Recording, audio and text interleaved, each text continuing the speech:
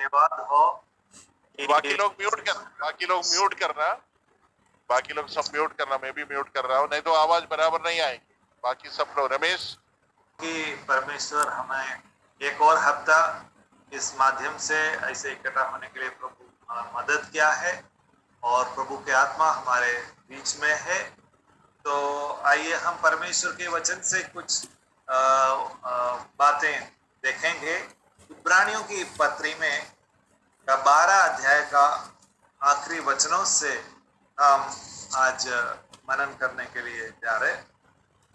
इब्रानियों की पत्री 12 अध्याय का 25 से लेकर 29 तक जो वचन है वो मैं पढ़ूंगा।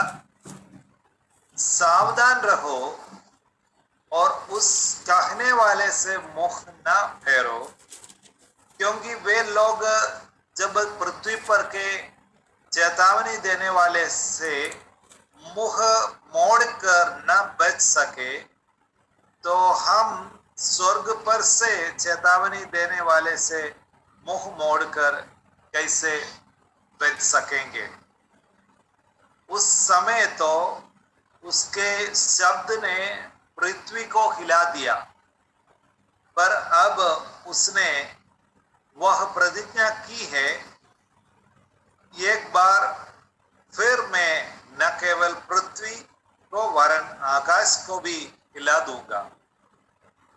और यह वाक्य एक बार फिर इस बात को प्रकट करता है कि जो वस्तुएं हिलाई जाती हैं वे सृजी हुई वस्तुएं होने के कारण टल जाएगी, ताकि जो वस्तुएं हिलाई नहीं जाती वे अटल बनी रहें।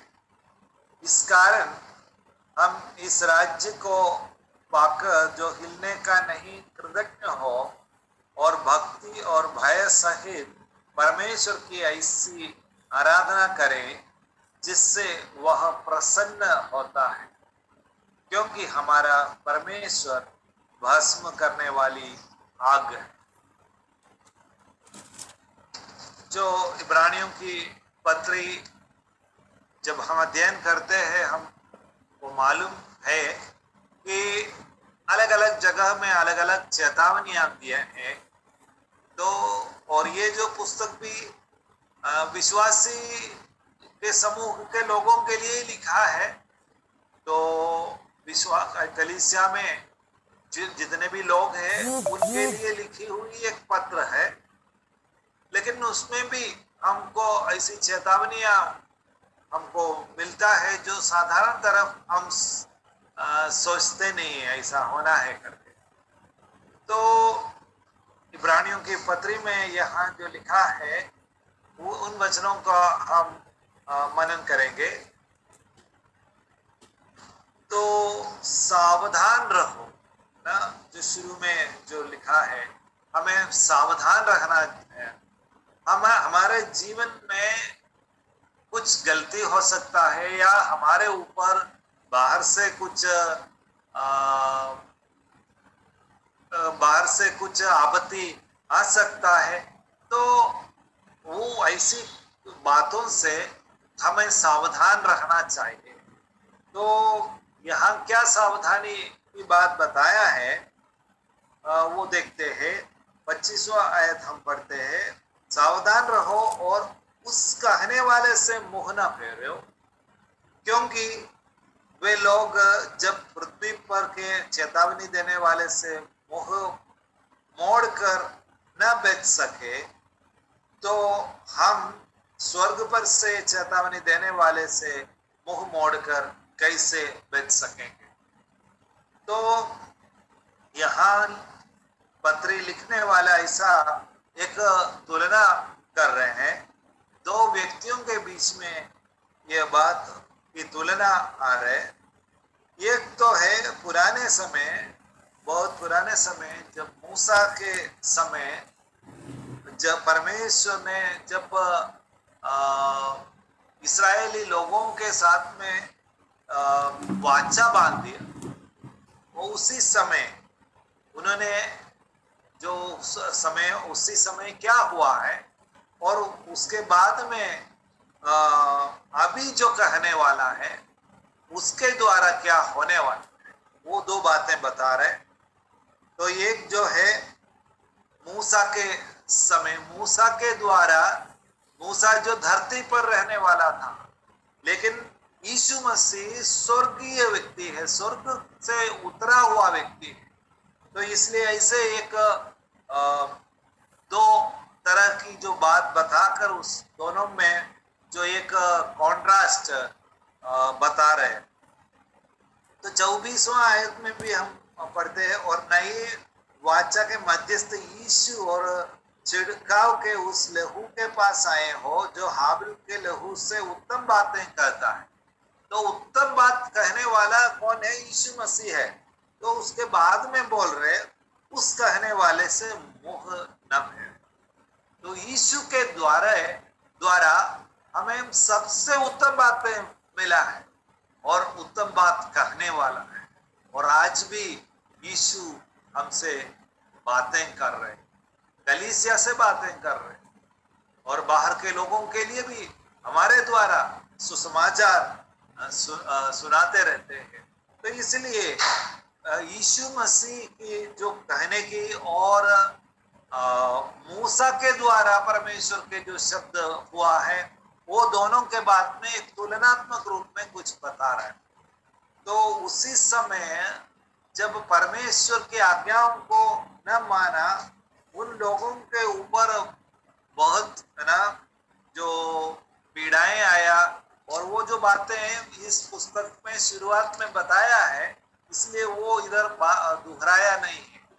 जो दूसरा तीसरे अध्याय में हम पढ़ते हैं, सब लोग है ना अविश्वास के कारण बहुत लोग जो कनान देश में प्रवेश न कर पाया, वे लोग मरुभूमि में, मरुस्थल में उनकी मृत्यु हो गई।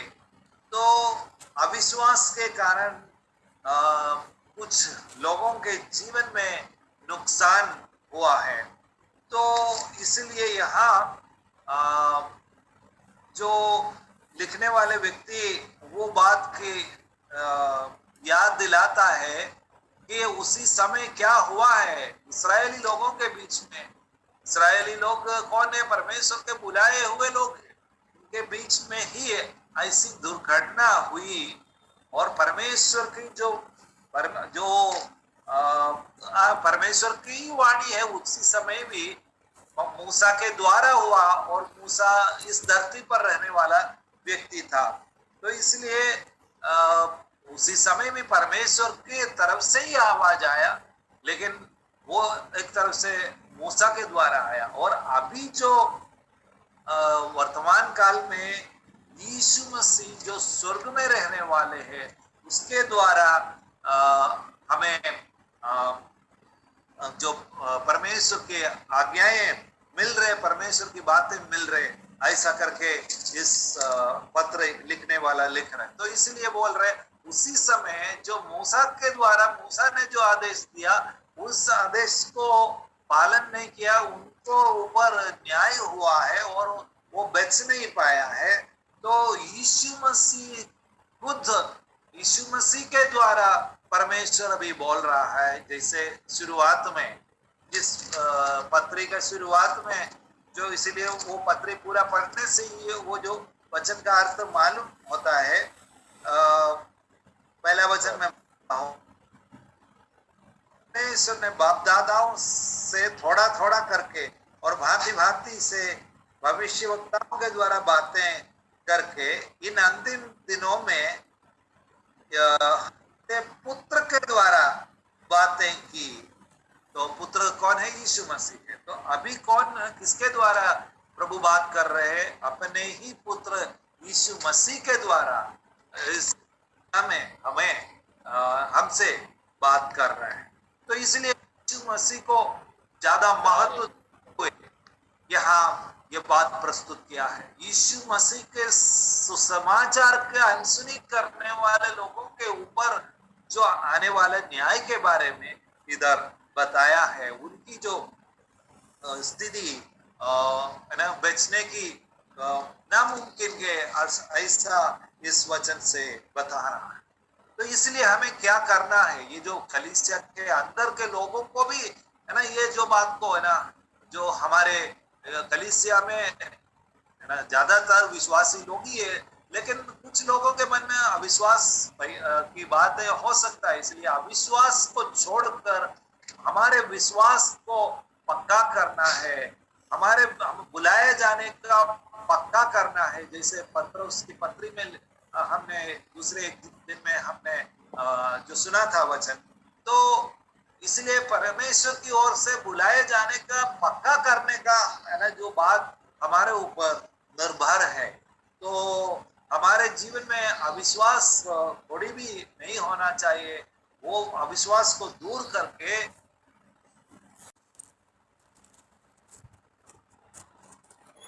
जो यानी एक चेतावनी की बात से ये जो सेक्शन समाप्त हो रहा है।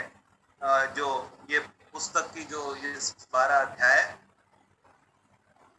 और हम वो बात को आगे कुछ बातें इधर लिखा है। जैसे 26वां आयत में हम पढ़ते हैं, उस समय तो उसके शब्द ने पृथ्वी को हिला दिया, पर अब उसने यह प्रतिज्ञा की है कि एक बार फिर मैं न केवल पृथ्वी को वरन आकाश को भी हिला दूंगा। उसी समय जब मूसा ने के द्वारा परमेश्वर ने बात किया उस पर्वत के है ना, जो होरेब, जो परमेश्वर का पर्वत कहलाता है, उसी समय पृथ्वी हिल गया तो लोग बहुत डर गया। उसी समय परमेश्वर ने जब वाचा बांधा, उसी समय जो धरती बहुत हिल गया, ऐसा हम उसी उधर हम पढ़ते हैं। और यहाँ बोल रहे तो और भी परमेश्वर कुछ एक और बार करके इधर लिखा है, फिर मैं न केवल पृथ्वी को वरन आकाश को भी हिला दूंगा। ये जो वचन है हगाई, जो भविष्यवक्ता के जो पुस्तक है वहां से लिया हुआ है। वो हगाई का पुस्तक हम देखते हैं, दूसरा अध्याय का 6 और 7वां वचन में हम वो बात पढ़ते हैं। हगाई का पुस्तक दूसरा अध्याय 6 और 7 हम पढ़ेंगे।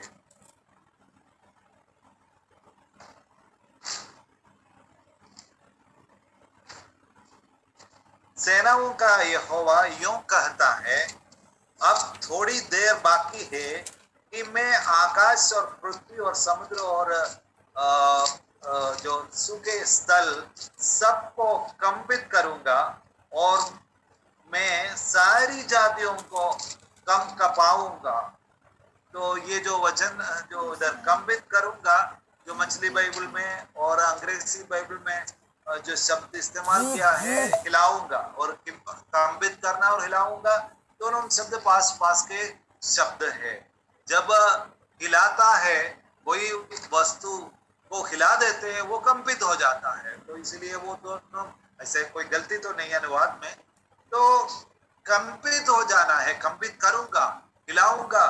तो वो बहुत है ना एक भ्रमित होने वाले एक अनुभव है। अगर हम है ना हिल जाते हैं, जो कोई व्यक्ति हमें हिलाने की कोशिश करते हैं, या कोई शक्ति, जैसे अभी इन दिनों में साइक्लोन जो आंधी तूफान चल रहे, उड़ीसा की साइड में बहुत नुकसान हो रहा है, और यहाँ का असर देख रहे हैं। जो अभी दो बार पानी आया, 2 बार बारिश हुई, तब है ना इतना भयंकर शक्ति से आ रहा था, तो बहुत सारे चीजें उड़ गए उस जो शक्ति में। और हमारे जो नए जो अभी जो मकान के अंदर भी पानी घुस के वजह से, तो उस जो इतने जो शक्ति जो है, साधारण जो बातों में भी हमको मालूम होता है, जब हम हमें हिला देते हैं, चीजों को हिला देते हैं, तो जो वो चीज कंपित हो जाता है। तो यहाँ जो भविष्यवक्ता का कहना क्या है ना, वो भी हमें समझना है। परमेश्वर की वचन है, यहोवा की वाणी है करके हगाई जो भविष्यवक्ता बता रहे हैं और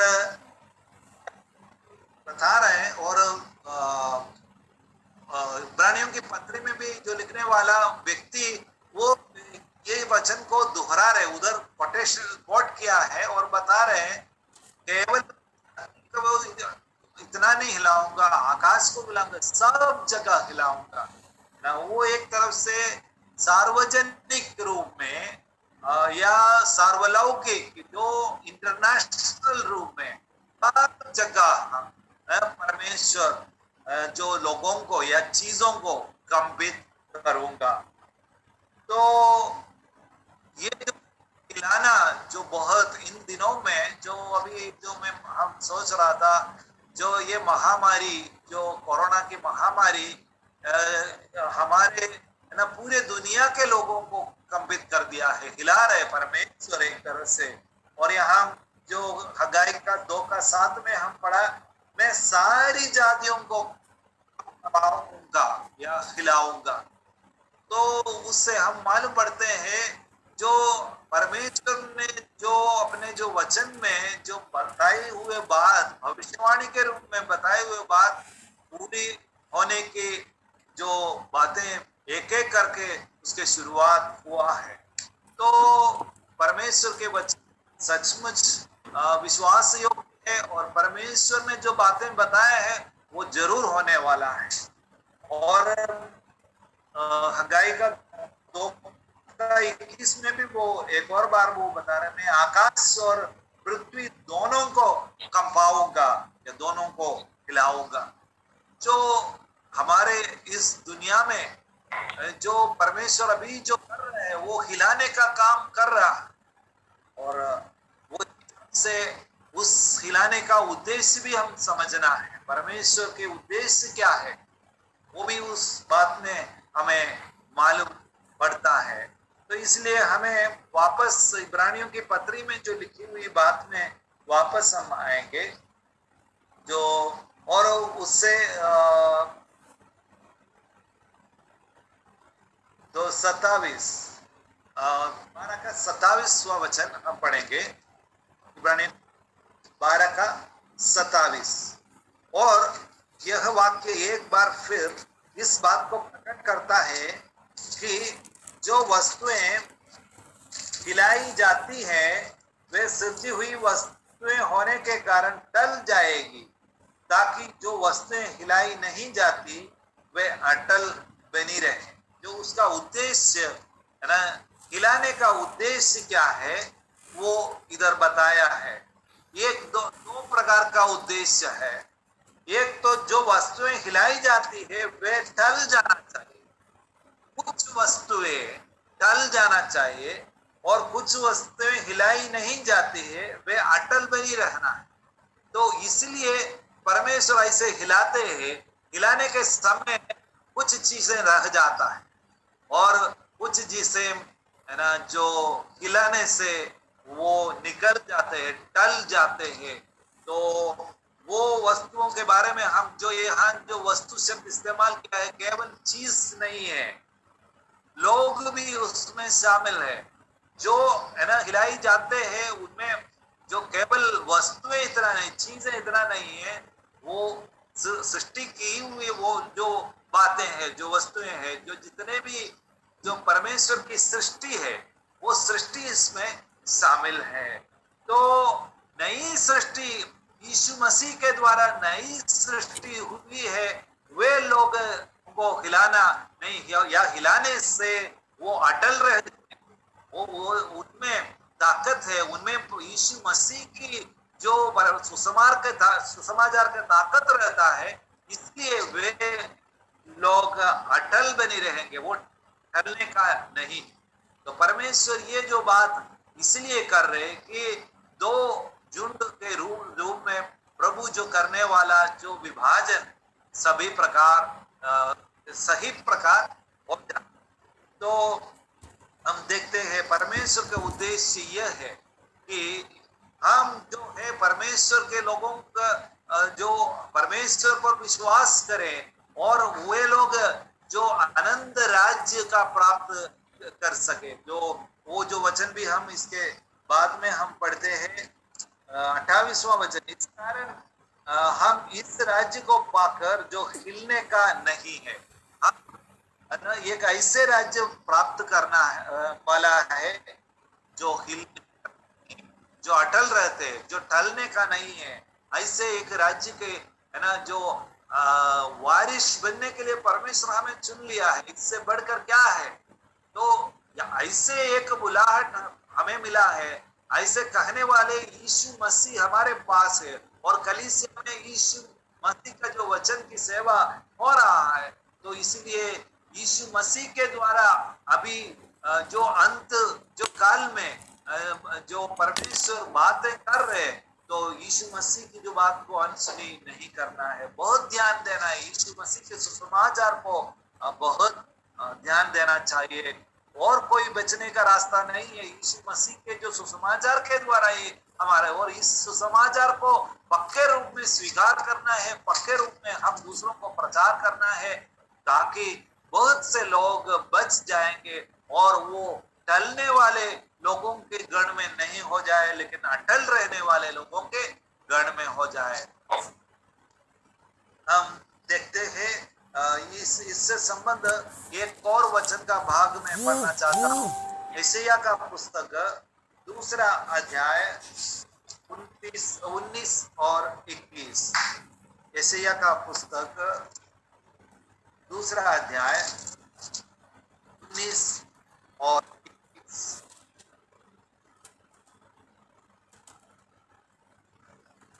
जब यहोवा पृथ्वी को कंपित करने के लिए उठेगा, तब उसके भय के कारण और उसके प्रताप के मारे लोग चट्टानों की गुफाओं और भूमि की विलोम में जा घुसेंगे।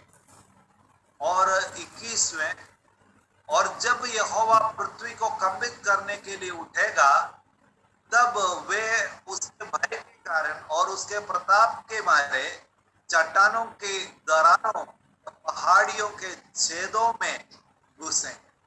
तो यहाँ वो जो शब्द अभी जो हिलाने या कंपित करने वाले शब्द इधर इस्तेमाल किया है, यहोवा पृथ्वी को कंपित करने के लिए उठने वाला है, और भी है ना, जो दोबारा बार जो सारे जो पृथ्वी और आकाश को है ना जो कंपित करने के लिए, हिलाने के लिए उठ रहे, जो उसी समय क्या क्या होने वाला है इधर बताए। लोगों के जीवन में भय खाकर वो अलग अलग जगह में छिपाने की कोशिश करेंगे। इतना भयंकर जो एक जो न्याय होने वाला है, तो इसलिए सावधान रहना। अगर हम यीशु मसीह के सुसमाचार को स्वीकार नहीं करते हैं, और जो सुसमाचार हमें मिला है वो उस समाचार को महत्व नहीं जानते हैं, और वो फिर हम इस दुनिया की जो बातों के अनुसार चलते रहे और केवल नामधारी विश्वासी रहे, तो उसमें कोई मतलब नहीं है। हमें वास्तव में जो विश्वासी के नाम के लिए योग्य रूप में, हमारे बुलाहट के योग्य रूप में हमें जीना बहुत जरूरी है। तो इसलिए जो इन दिनों में प्रभु जो का एक जो काम है ना इस दुनिया में हो रहा है, विशेष करके ये जो महामारी सब दूर पहुंच गया है, तो इसलिए जो सार्वजनिक रूप में या अंतरराष्ट्रीय जो इंटरनेशनल रूप में जो होने वाले सब जातियों के ऊपर होने वाले जो अभी ना एक तरह से परमेश्वर के भटकने का शुरू हो गया, ऐसा हम समझ सकते हैं। जो ये जो भविष्यवक्ताओं के जो शब्द में ये जो इसके लिए एक शब्द दिया गया है, वो शब्द 2:12 में हम पढ़ते हैं। 2:12 तो यशायाह का पुस्तक 2:12, क्योंकि सेनाओं के यहोवा का दिन सब घमंडियों और गर्दन वाले पर और उन्नति से भूलने वाले पर आएगा, और वे झुकाए जाए। तो यहोवा का दिन, day of the lord, day of यहोवा, यहोवा का दिन आने वाला है करके लगभग सभी भविष्यवक्ताओं ने भविष्यवाणी किया है। तो यहोवा का दिन क्या है वो भी हम थोड़ा बहुत समझने की कोशिश करेंगे। पूरे जो स्टडी करने के लिए समय नहीं है, मैं भी और भी स्टडी कर रहा हूँ। तो लेकिन ये जो बात है ये सब में क्या,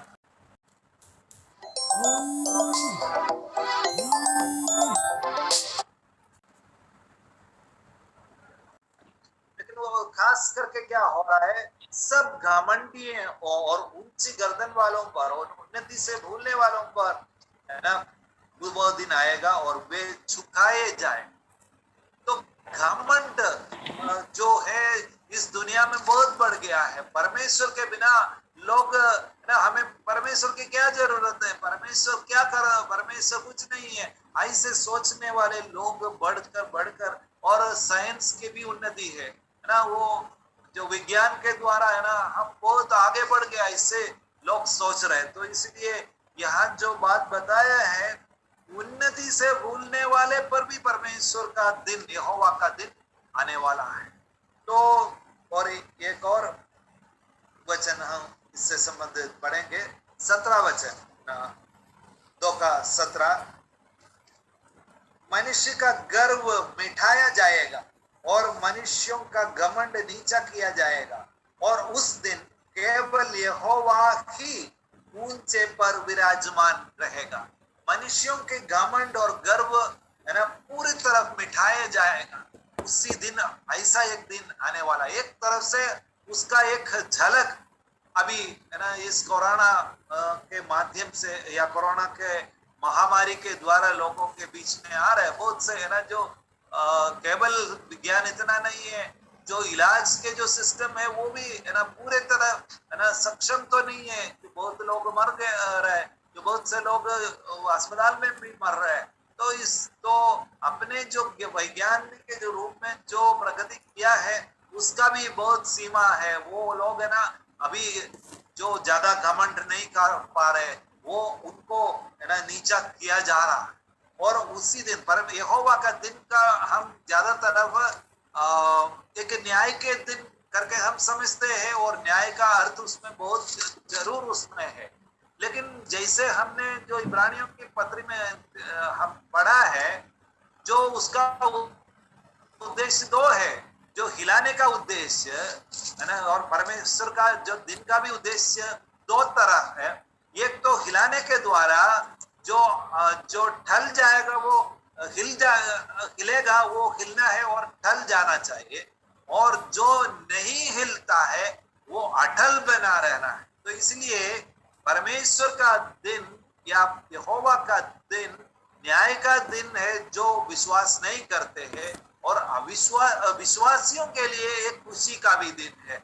वो उनके लिए अनंत राज्य में प्रवेश करने की जो बातें प्रगति से होने वाले दिन है। तो इसीलिए यहाँ भी हम देखते हैं जो परमेश्वर के जो दिन का अर्थ, यहोवा का दिन का अर्थ, वो दोनों बात है।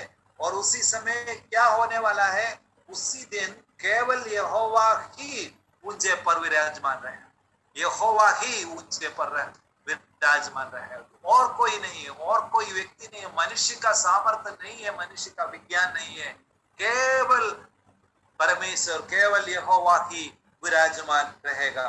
वो जो 2:11 में भी वो वचन हम पढ़ते, 2:11 में के आखिरी में हम पढ़ते, उस दिन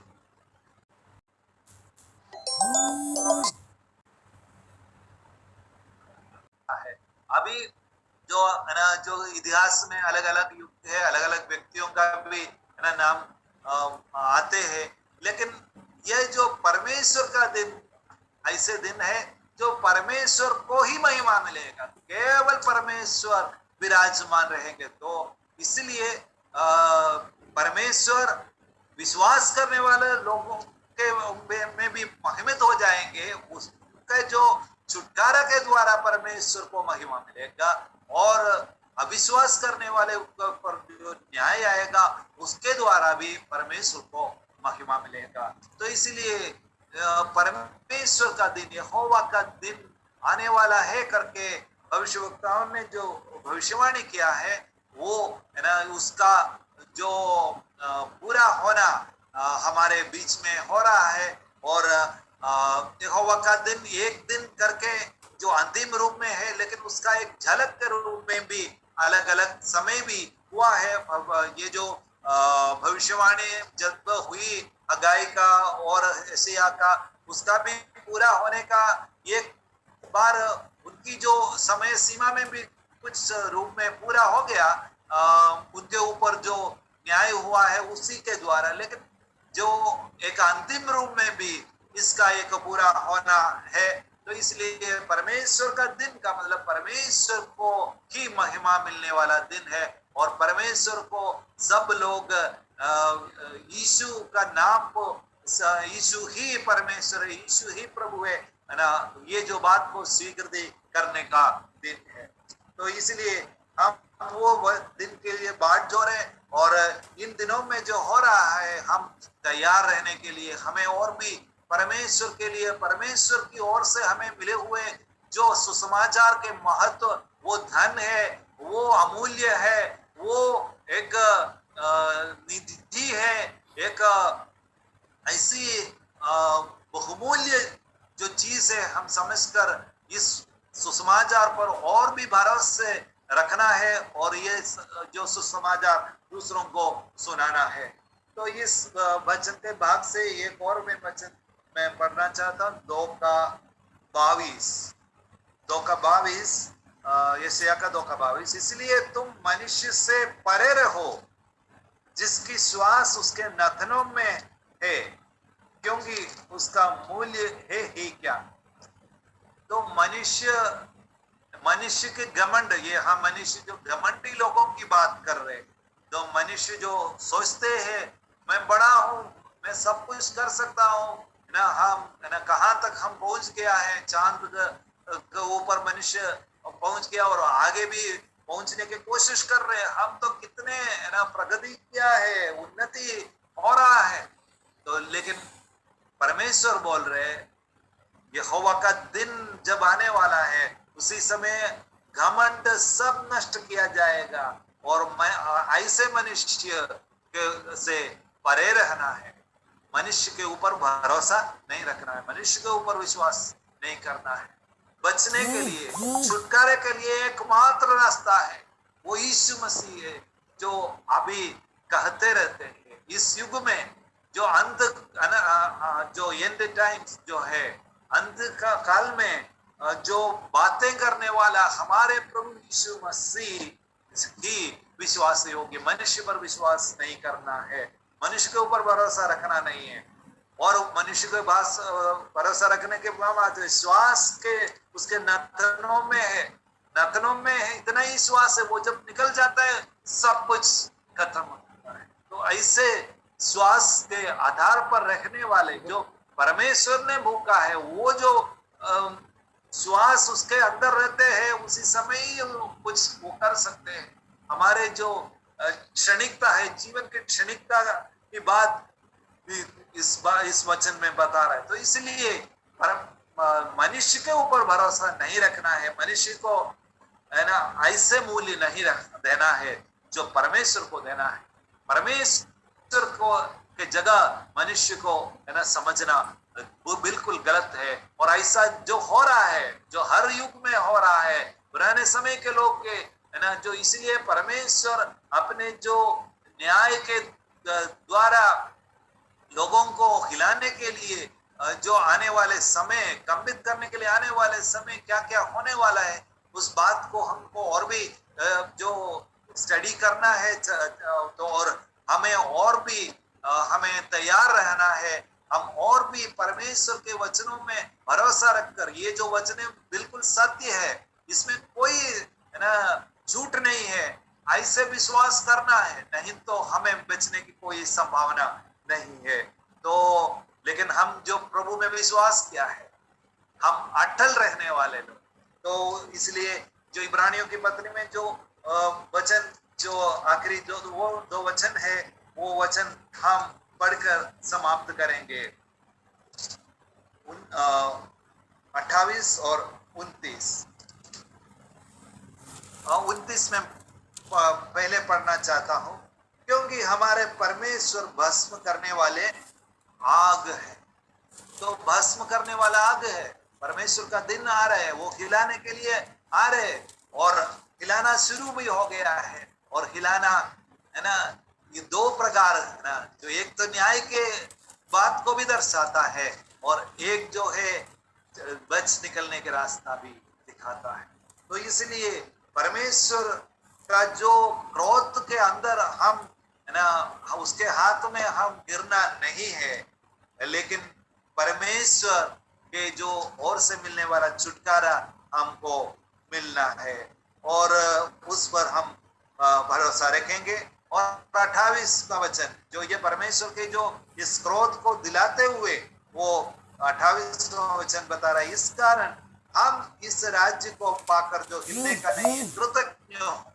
हमें एक धन्यवाद, कृतज्ञ हो का मतलब क्या है? एक धन्यवाद का दिल होना है। हमें ऐसा राज्य मिलने वाला है और हम अटल रहने का है हमारे जीवन। तो इसलिए आप चाहे इस महामारी के बीच में बहुत से विश्वासी लोग भी इस दुनिया से निकल गया, लेकिन वे लोग हिल गया ऐसा नहीं है, ढल गया ऐसा नहीं, वे लोग भी अटल रहेंगे जरूर, है ना। जो हिलने के जो बाहर की तौरी से जो हो रहा है, वो जो मौत है, यहाँ की मौत, वो केवल कुछ समय की बात है ना। जो अनंत काल की जो मृत्यु और अनंत काल की जो जीवन की बात हम तुलना करते हैं, तो ये मौत कुछ भी नहीं है। तो इसलिए जब परमेश्वर जब हिलाते हैं, उसका असर सबके ऊपर भी हो सकता है, और तात्कालीन जो असर दोनों के ऊपर हो सकता है, लेकिन वो अंतिम असर क्या है वो हमें देखना है। अंतिम असर है क्या? हमें ऐसा राज्य जो हिलने का नहीं, अटल रहने वाला राज्य हमें मिल रहा है। इसलिए हम धन्यवाद के साथ कर रहे हैं, हम धन्यवाद करना है, परमेश्वर को धन्यवाद देना है, हर दिन धन्यवाद देना है। आप मुझे संभाल कर रखा है ना, जो इस धरती पर, उसके लिए धन्यवाद देना है। लेकिन उससे भी बढ़कर हमें किस बात के लिए धन्यवाद करना है? परमेश्वर हमें है ना इस जो नाश के अनंत काल के मृत्यु से मुझे बचाकर अनंत काल के राज्य में प्रवेश किया, जो टलने का नहीं। और दूसरी बात क्या है? और भक्ति और भय के साथ, भय सहित परमेश्वर की ऐसी उपासना करें जिससे वह प्रसन्न होता है। हमें प्रभु एक सेवा दिया, उपासना करना है, भक्ति, जो भय भक्ति, सर्विस, जो शब्द है ना, जो इस इब्रानी में जो भाषा में जो इस्तेमाल किया है, वो केवल आराधना इतना है, लेकिन और सेवा इतना भी नहीं। आराधना और सेवा दोनों मिलाते हुए जो आराधना के साथ में प्रभु की सेवा करते हैं, सेवा के साथ में हमारा, सेवा के द्वारा हम परमेश्वर की आराधना करते हैं, ये दोनों बातें मिलाते हुए हम देखते हैं। तो इसलिए हमें परमेश्वर से धन्यवादित रहना है, और परमेश्वर की आराधना करते हुए, उपासना करते हुए उसके ग्रहण योग्य सेवा करना है। ग्रहण योग्य सेवा हमें करना है। जिस सेवा प्रभु हमें दिया है, उस सेवा हमें करना बहुत जरूरी है। उसके लिए, उस काम के लिए हम और भी है ना, तो हमारे पूरे धन, मन, धन से हम परमेश्वर की सेवा करना है। परमेश्वर की बुलाहट के अनुसार परमेश्वर हमें जो ताकत दिया है, वो पूरी ताकत हम लेते हुए हम आगे बढ़े। चाहे कष्ट आए, चाहे मुसीबतें आए, ये हिलने की जो बात, हिलाने की जो बात आ रहा है, तो फिर भी हमको डरने की आवश्यकता नहीं है।